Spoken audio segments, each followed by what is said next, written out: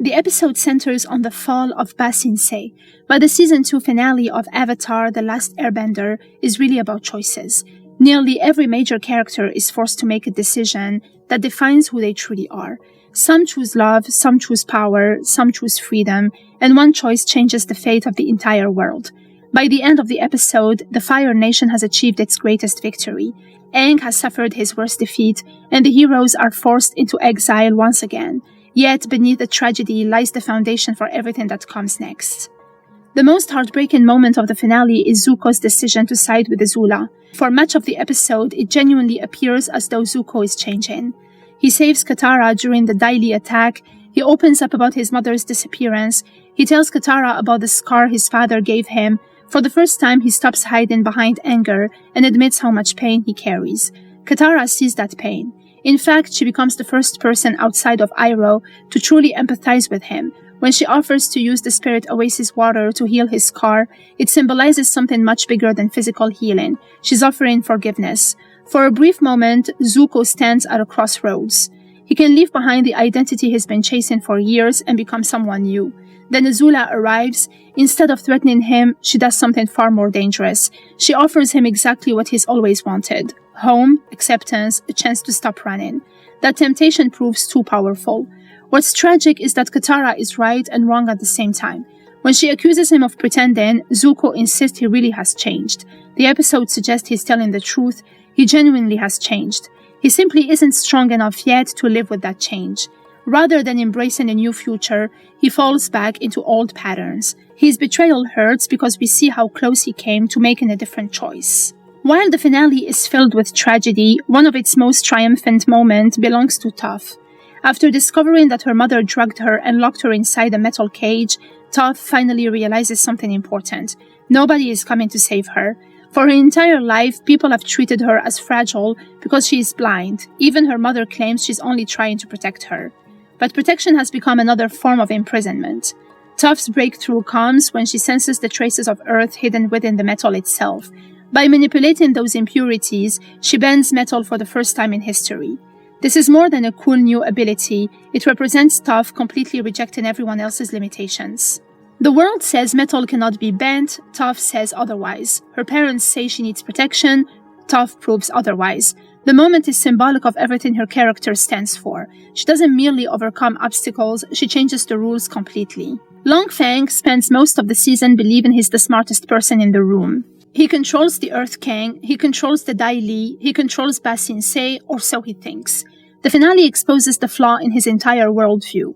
Long Feng believes power comes from manipulation. Azula understands that power comes from fear and decisive action.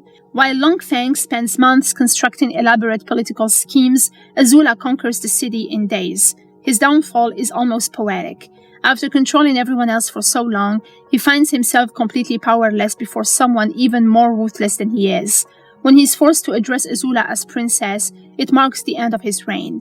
The man who secretly ruled Ba Sing Se loses everything without throwing a single punch. Aang spends most of the episode blaming himself. He believes his mistakes caused his friends to be captured. He believes he failed as the Avatar. He believes he needs to become someone different. Iroh tries to warn him. Changing himself completely won't solve anything. But by the time Aang confronts Azula, he's carrying the weight of an entire city's collapse. Ba Sing Se is fallen. His friends are surrounded. Appa has suffered. The world seems to be slipping away. Faced with overwhelming loss, Aang turns to the Avatar state. The moment is significant because it represents absolute power. For a brief instant, Aang becomes nearly unstoppable. Even Azula and Zuko struggle against him. Yet the scene contains a crucial detail. Aang is about to kill Azula, then he stops. That hesitation reveals the conflict at the heart of his character. Even while wielding the power of countless avatars, Aang remains a compassionate air nomad who values life. His refusal to strike the final blow saves Azula and costs him everything. The finale intentionally leaves Aang's condition ambiguous. What makes the situation especially terrifying is Avatar Yang Shen's warning. If an avatar dies in the avatar state, the avatar cycle ends forever. As Azula strikes him, Aang loses the avatar state and collapses. Katara desperately carries him to safety and uses the sacred spirit oasis water she had been saving. The final scene shows him unconscious and unresponsive. The episode never explicitly confirms whether he's dead, dying, or trapped in some spiritual state. What matters is the uncertainty. For the first time in the series, the Avatar himself appears defeated. The heroes are no longer trying to win a battle. They're trying to save Aang's life. The spirit Oasis water appears throughout the episode in connection with Zuko. Katara believes she may have been meant to use it to heal his scar. After Zuko joins Azula, that possibility disappears. Instead, she uses the water on Aang.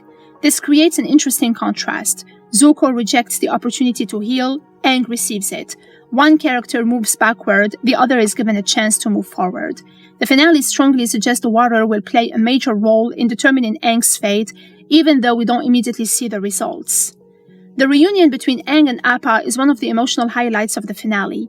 On the surface, it's simply a long-awaited reunion between friends, but it means much more than that. Throughout the season, Aang has lost almost everything. His friends have drifted away, Ba Sing Se is collapsing, the war feels unwinnable. Appa represents the last connection to the life Aang lost 100 years ago. The flashback at the beginning of the episode makes that clear. Appa isn't just a pet, he's family. He's the only living being who knew Aang before the genocide of the air nomads. Their reunion reminds us what Aang is fighting for. Not victory, not glory, home. The finale ends with the heroes escaping on Appa while Ba Sing Se falls to the Fire Nation. From a military perspective, the Fire Nation wins everything. They capture the Earth Kingdom's greatest city. Azula outmaneuvers Long Feng. Zuko returns to her side. Iroh is captured. The Avatar is defeated. It is arguably the darkest ending in the entire series. Yet the episode also plants the seeds of hope.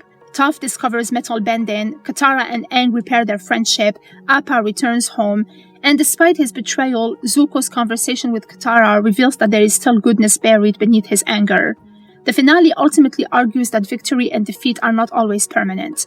Azula wins the battle, but her triumph is built on fear and manipulation.